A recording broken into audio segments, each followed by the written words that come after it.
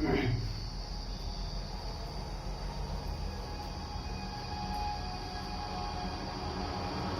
बच्चों, चलिए आज हम सब कक्षा 10 के पहले अध्याय की प्रश्नावली 1.1 को सॉल्व करेंगे, जिसमें जो बच्चे हमारी पिछली वीडियो को न देखे हो वो इससे पहले बेसिक उसमें हमने आपको बताया है, वो देखना बेहद जरूरी है। जब आप उसको देखे रखेंगे तभी आपको ये अच्छे से समझ में आएगा। तो इसलिए आप पीछे आप लिंक में जा करके देख सकते हैं पीछे के वीडियो को। और हम लोग यहाँ पे प्रश्न नंबर पहला सॉल्व करने जा रहे हैं। देखिए क्या कर रहा है कि निम्नलिखित संख्याओं का मस ज्ञात करने के लिए यूक्लिड विभाजन एल्गोरिथ्म का प्रयोग कीजिए। अर्थात यूक्लिड विभाजन प्रमेयिका का प्रयोग करके हमें इन दोनों संख्याओं में से प्रत्येक में का मस ज्ञात करना है। तो आइए पहले का पहला प्रश्न यहाँ पे सॉल्व करते हैं। हम सब जानते हैं इसमें जो संख्या बड़ी होती है उसको a मानते हैं और जो संख्या छोटी होती है उसको b मानते हैं।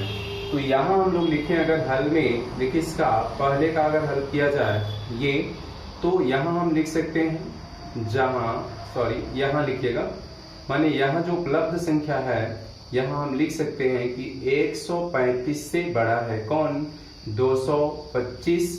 तो इसलिए यहाँ पे हम लिखेंगे माना a बराबर क्या है 225 और b बराबर क्या है 135। हमने आपको बताया था कि जिस संख्या का मस ज्ञात करना होता है उसमें छोटी संख्या को आप b मानते हो और बड़ी संख्या को आप a मानते हो।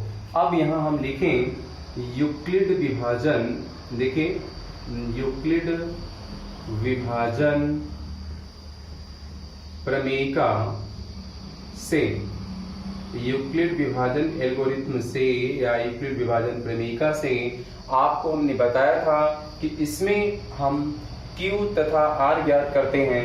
तो Q तथा R कैसे ज्ञात होगा, आप छोटी वाली संख्या का बड़ी वाली संख्या में क्या करेंगे, भाग देना है। तो 135 का आप भाग देंगे 225 में, ठीक है। तो आप ये देख रहे हैं कि 135 का अगर हम 2 बार ले जाएंगे तो 270 हो जाएगा, अन्यथा इसमें अधिक हो जाएगा तो 2 बार नहीं जा सकता, 1 बार ले जाएंगे तो ये हो जाएगा आपका 135। माइनस करेंगे, 5 में से 5 घटाएंगे 0, 2 में से तो माइनस होगा नहीं तो 12 हो जाएगा। ये यहाँ बचा कितना 9, ठीक है। तो इस प्रकार से अब हमें क्या मिला, हम यूक्लिड विभाजन प्रमेयिका के प्रयोग से जब हल करते हैं तो क्या फार्मूला हमने पिछली वीडियो में बताया था, a बराबर बी क्यू प्लस आर से, ठीक है। तो इसके रूप में हम रखेंगे जब, तो क्या मिल पाएगा, जरा आप ध्यान से देखिएगा।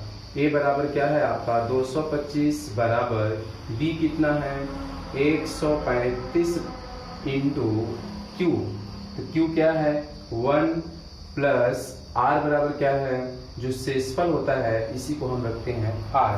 अब आप देख सकते हैं कि क्या r का मान 0 आया है कि नहीं। अब यहाँ हम देख रहे हैं कि r 0 नहीं है, तो यहाँ लिखेंगे चूंकि r equal to not equal to 0, अर्थात r का मान 0 के बराबर नहीं है। जब r का मान 0 के बराबर नहीं होता है तो हमने आपको इसमें बताया था कि पुनः हम यूक्लिड विभाजन प्रमेयिका लगाएंगे। किसके लिए, तो b और r के लिए। आप देख सकते हैं कि b की जगह पर 135 है और r की जगह पर 90 है, तो यहाँ लिखेंगे हम पुनः, देखें पुनः 135 तथा 90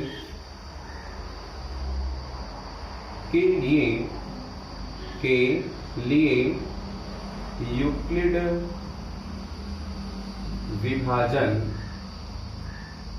यूक्लिड विभाजन प्रमेयिका से, किसके लिए, इस दोनों संख्या को लेकर के हमें पुनः यूक्लिड विभाजन प्रमेयिका का हल करना होगा। फिर से हम लोग यही लिखेंगे क्या, a बराबर बी क्यू प्लस आर।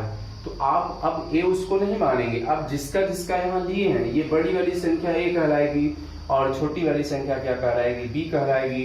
अब इन दोनों की सहायता से हमें q तथा r ज्ञात करना है। तो Q और R कैसे ज्ञात होगा? जब आप छोटी संख्या का बड़ी संख्या में भाग देंगे तब। तो छोटी संख्या आपका 90 है और बड़ी संख्या है 135। तो आप यहाँ देख सकते हैं कि एक बार जाएगा, फिर यहाँ उतारेंगे हम लोग तो 45 बच गया पुनः। फिर से आप इसको लिखोगे, A का मान 135 बराबर B का मान 90 गुणे Q का मान बताएंगे 8 प्लस 45 ये हो गया।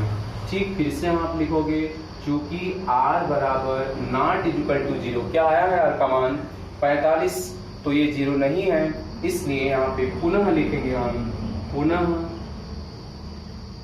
पुनः यूक्लिड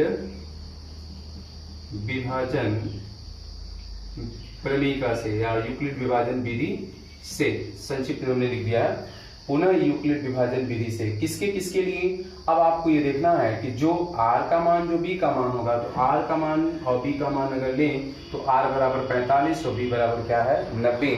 हमने आपको वहां पर रूल में बताया था पिछले वीडियो में कि यह क्रिया हम लोग तब तक करते जाते हैं जब तक R का मान 0 प्राप्त न हो जाए। तो यहाँ देखिए हम फिर से क्या करेंगे, अगर इसको हल करें तो किसके लिए लेंगे 45 का हम लोग भाग देंगे 90 में, तो यहाँ पे कितनी बार जा सकता है 45 दूना 90। आप देख रहे हैं कि शेषफल क्या रहा है 0। तो अब यहाँ हम इसको लिख पाएंगे, देखिए ये 90, अब हम बार बार इसको नहीं लिख रहे हैं, ये बराबर हो गया यहाँ से कितना 45 गुणे 2 प्लस 0। अब यहाँ लिखेंगे चूंकि R बराबर 0, इसलिए मस जो आपका होगा वो B होगा। B का मतलब जिससे भाग देते रहेंगे, तो ये हो जाएगा आपका मस बराबर 45। अभिष्ट आंसर होगा ये। तो आप सबसे बड़ी वाली संख्या को A मानेंगे, छोटी वाली संख्या को B मानेंगे और बड़ी वाली संख्या में छोटी संख्या का भाग देते हैं। जो भागफल आएगा इसको हम Q कहेंगे, जो शेषफल आएगा इसको R कहेंगे। यदि R का मान 0 आता है तब उस स्थिति में हम B को मौसा कहेंगे, लेकिन यदि आपका R 0 नहीं आता है तो हमें R और B को लेकर के पुनः यूक्लिड विभाजन प्रमेयिका का प्रयोग करना पड़ता है और फिर वही क्रिया दोहराएंगे, फिर चेक करेंगे कि R 0 आया है कि नहीं। अगर 0 नहीं आया तो फिर से हमें वही विधि अपनानी है और इस विधि को हम तब तक करते जाते हैं जब तक R बराबर आपको 0 प्राप्त ना हो जाए। तो मुझे उम्मीद है कि आप सब इस प्रश्न को अच्छे से समझ पाए होंगे। चलिए हम लोग फिर से अगले क्वेश्चन को देखते हैं। इसमें दूसरा प्रश्न सॉल्व कराते हैं। देखिए यही चीज सेम आपको करना है, हम एक क्वेश्चन को आपको अच्छे से सॉल्व करा दे रहे हैं ताकि आपको किसी प्रकार की समस्या ना हो। तो देखें दूसरा प्रश्न अगर हम ले यहाँ से, तो